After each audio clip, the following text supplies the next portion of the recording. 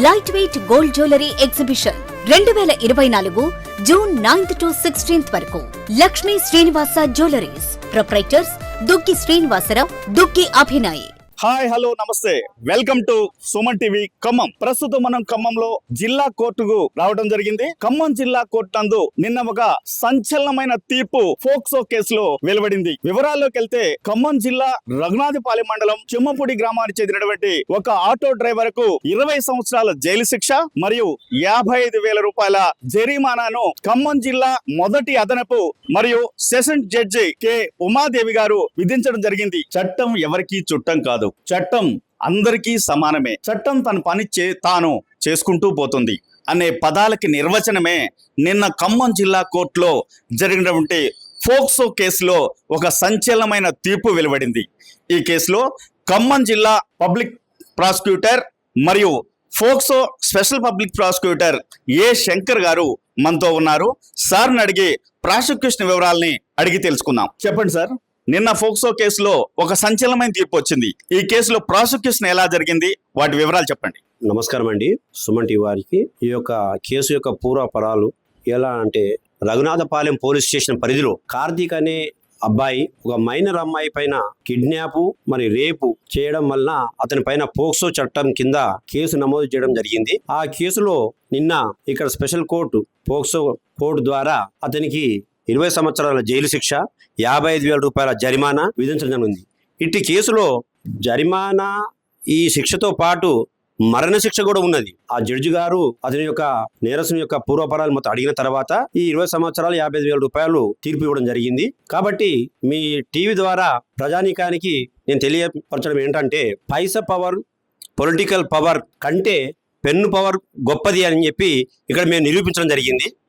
కాబట్టి ఎవరైతే ఇలాంటి నేరాలు చేసుకొని ఆ అమ్మాయిల మీద అఘాయిత్యాలకు పాల్పడి తప్పించుకొని పోతామన్న వాళ్ళకు ఇది చెంపదెబ్బ లాంటి తీర్పు అని చెప్పి నేను మీ యొక్క టీవీ ద్వారా తెలియపరుస్తున్నాను. అంతేకాకుండా ఈ పిల్లల పట్ల తల్లిదండ్రులు కూడా వాళ్ళ యొక్క పాత్ర అమోఘంగా ఉండాలి. వాళ్ళు ఎక్కడ వెళ్తున్నారు, ఎక్కడ వస్తున్నారు, ఎక్కడ చదువుతున్నారు అనే దాని మీద పిల్లల మీద శ్రద్ధ వహించాలని చెప్పి నేను తల్లిదండ్రులు కూడా విజ్ఞప్తి చేస్తున్నాను. మరియు ఈ చిన్న పిల్లల్ని చదువుకోకుండా బాండెడ్ లేబర్ కింద పంపించడము, వాళ్ళ యొక్క పేదరికాన్ని, వాళ్ళ యొక్క జీవనోపాధిని, వాళ్ళ యొక్క ఆర్థిక స్థితిగతులను ఆసరాగా తీసుకొని ఇలాంటి నేరాలు సమాజంలో పెరుగుతున్నాయి అనేది మా దృష్టికి వచ్చింది.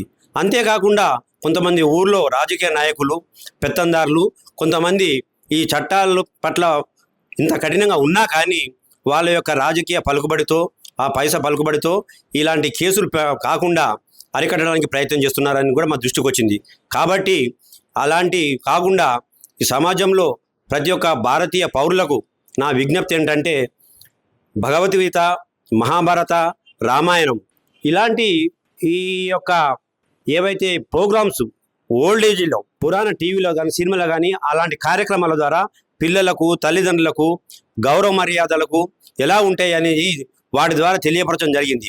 వాటిని పూర్తిగా నశించిపోయినాయి. ఎప్పుడైతే ఈ స్క్రీన్ టచ్, ఈ టెక్నాలజీ పెరుగుతున్నదో ఆ విధంగా ఈ అశ్లీలమైనటువంటి ఈ సీనరీస్ ఈ సెల్ ఫోన్ ద్వారా ఈ అబ్బాయిలకు పంపించడము, మార్ఫింగ్ చేయడము, అమ్మాయిలకు ఈ డబ్బులు వలవేయడము, వాళ్ళకు రకరకాల ఆశలు చూపించి లోపరుచుకోవడానికి ప్రయత్నం చేయడము, మత్తు పదార్థాలు, ఆ డ్రగ్స్, పోతే చెడు వ్యసనాలకు వీళ్ళని లోపరుచుకొని వాళ్ళు ఈ విధమైనటువంటి కేసులు చేయడానికి వాళ్ళు ముందుకొచ్చి కేసుల సంఖ్య పెంచుతున్నారని చెప్పి మా దృష్టి కూడా వచ్చింది.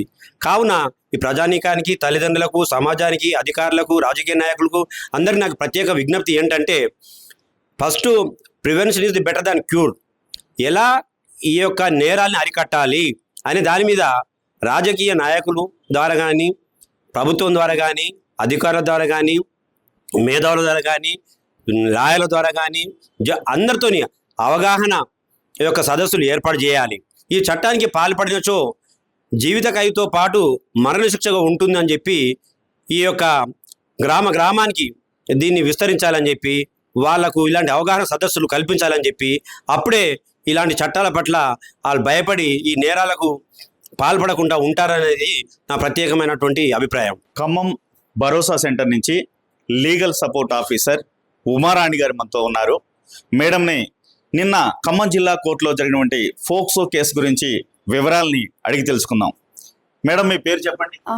నా పేరు ఉమారాణి అండి. నేను భరోసా సెంటర్లో లీగల్ సపోర్ట్ ఆఫీసర్గా గత 3 సంవత్సరాల నుంచి నేను చేస్తున్నాను. అండ్ మాకు నా రోల్ వచ్చేసి నేను ఫస్ట్ ఆఫ్ ఆల్ మేము మా భరోసా సెంటర్లో 3 టైప్ ఆఫ్ కేసెస్ మేము టేకప్ చేస్తాము. 1 కేస్ ఇస్ రేపు అండ్ పోక్సో అండ్ ఎలాప్మెంట్ కేసెస్.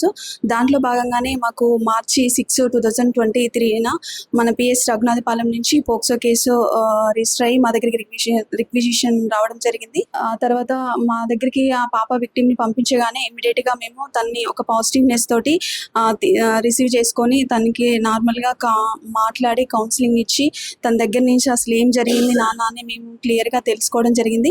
ఆ తర్వాత అఫెన్స్ ఏంటంటే దాంట్లో నేను everything still case starting to ending వరకు నేను విక్టిమ్కి సపోర్ట్గా ఉంటూ కాంపెన్సేషన్ విషయంలో కానీ అంటే జీవో 28 ప్రకారం ఎఫ్ఐఆర్ లెవెల్లో ఛార్జ్షీట్ లెవెల్లో అప్లై చేయడం, ఆ తర్వాత జీవో 9 ప్రకారం అప్లై చేయడం కాంపెన్సేషన్కి, ఆ తర్వాత తనకి లీగల్గా సపోర్ట్ ఇవ్వడం, లీగల్ అడ్వైజెస్ ఇవ్వడం, ఎక్కడ కూడా డీలే లేకుండా కోర్టులో ఎవిడెన్స్ ప్రాపర్గా జరిగేలా చూడడం. ఆ తర్వాత ఇవన్నీ మా భరోసా సెంటర్ నుంచి సర్వీసెస్ చేయడం జరిగింది.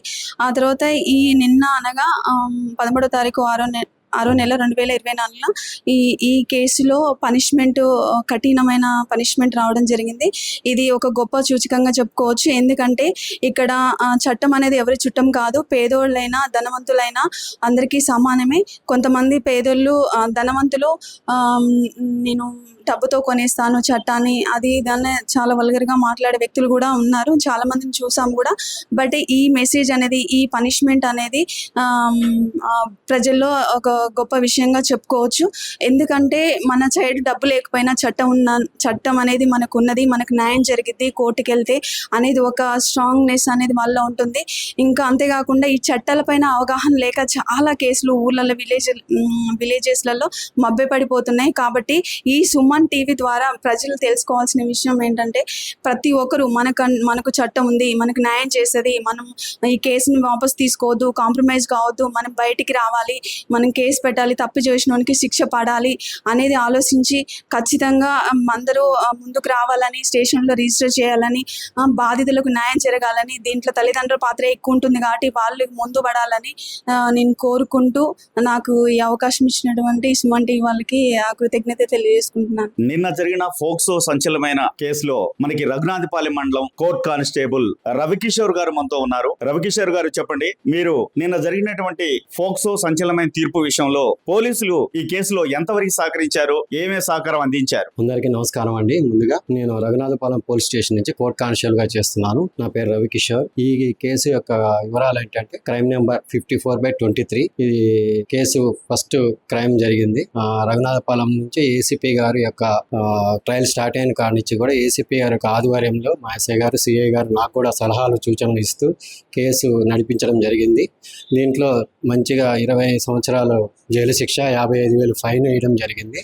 మా యొక్క ఖమ్మం జిల్లా పోలీసులందరికీ కూడా ఈ కేసు, ఈ యొక్క శిక్ష తీర్పు కూడా సంచలనం. మా అందరికీ కూడా ఇది ఒక ఎంతో ఉత్సాహంగా పనిచేయడానికి అవకాశం ఇవ్వడం జరిగింది. ఈ కేసులో ఏసీపీ గారి యొక్క బసవారెడ్డి గారు, ఆయన యొక్క ఆధ్వర్యంలో ఆయన యొక్క సలహాలు సూచనల మేరకు కోర్టులో ఏ విధంగా సాక్షుల్ని తీసుకురావాలి, అదే ఏ విధంగా వాళ్ళకి బ్రీఫ్ చేయాలి, ఏ విధంగా వాళ్ళని సాక్ష్యం జడ్జి గారి దగ్గర చెప్పించాలి అనేది ప్రతి ఒక్కటి ఆయన, తర్వాత ఎస్ఐ గారు, సిఐ గారు కూడా మాకు పూర్తిగా సహకారం అందించి, అదే విధంగా సారు ప్రతిరోజు కూడా నన్ను మానిటర్ చేయడం జరిగింది. ఆ విధంగా మేము కేసులో ముందుకెళ్ళడం జరిగింది. అదే విధంగా కేసులో చాలా మంచి రిజల్ట్ వచ్చింది. దానివల్ల మేము కూడా ఈ ఖమ్మం జిల్లా పోలీస్ సభ్యులందరం కూడా, పోలీస్ మెన్ అంతా కూడా చాలా హ్యాపీగా ఫీల్ అవుతున్నాం.